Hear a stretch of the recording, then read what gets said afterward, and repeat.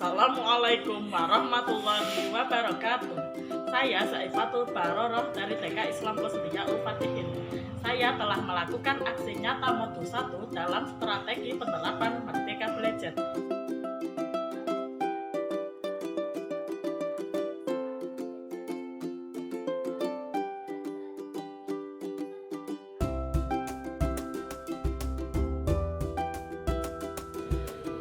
Berikut beberapa hal penting dalam pemahaman Merdeka Belajar, di antaranya 1.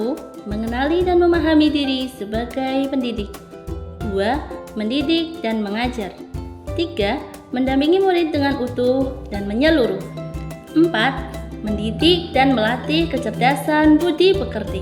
5. Pendidikan yang mengantarkan keselamatan dan kebahagiaan. Mengenali dan memahami diri sebagai pendidik. Peran kita sebagai pendidik yaitu kita perlu terus belajar agar bisa mengantarkan peserta didik untuk berdaya dan menjadi manusia merdeka. Mendidik dan mengajar. Menurut Ki Hajar Dewantara, anak-anak tumbuh berdasarkan kekuatan kodratnya yang unik. Mendampingi murid dengan utuh dan menyeluruh. Sebagai guru, harus bisa mendampingi peserta didik yang utuh dan menyeluruh. Hal ini karena guru berperan sebagai pengganti orang tua saat di sekolah. Mendidik dan melatih kecerdasan budi pekerti. Seorang pendidik perlu memahami kodrat peserta didik dan memahami tumbuh kembangnya dalam kecakapan budi pekerti. Hal penting yang menjadi pemahaman Merdeka Belajar yang terakhir adalah pendidikan yang mengantarkan keselamatan dan kebahagiaan. Untuk mewujudkan peserta didik yang selamat dan bahagia, di sekolah ada banyak hal yang bisa ditempuh.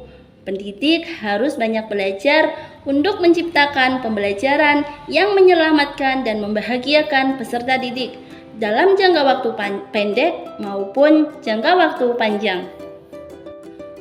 Sebagai seorang pendidik, kita tidak hanya mengajar di kelas, namun kita juga harus mampu memiliki kemampuan dalam merancang program pembelajaran dan mengelola kelas yang efektif dan efisien.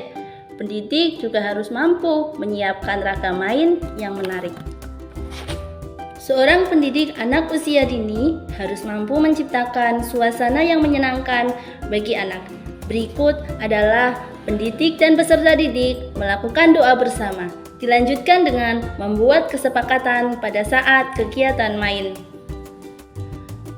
Dapat kita amati pada gambar, peserta didik melakukan kegiatan di luar yang menyenangkan, yang melibatkan aktivitas fisik, di mana aktivitas fisik tersebut memiliki banyak manfaat, yaitu mempengaruhi kemampuan motorik kasar, melatih toleransi, dan sikap kooperatif peserta didik. Pada gambar selanjutnya, yaitu peserta didik sedang melakukan kegiatan main. Peserta didik memilih ragam main yang disediakan pendidik sesuai minat peserta didik tanpa diarahkan. Sebagai pendidik anak usia dini, kita harus mampu memposisikan diri kita sebagai pamong, sebagai fasilitator, sebagai tutor, dan lain sebagainya. Pendidik harus mampu memberikan stimulus pada peserta didik pada saat kegiatan bermain berlangsung, sehingga mampu menggugah potensi peserta didik kita.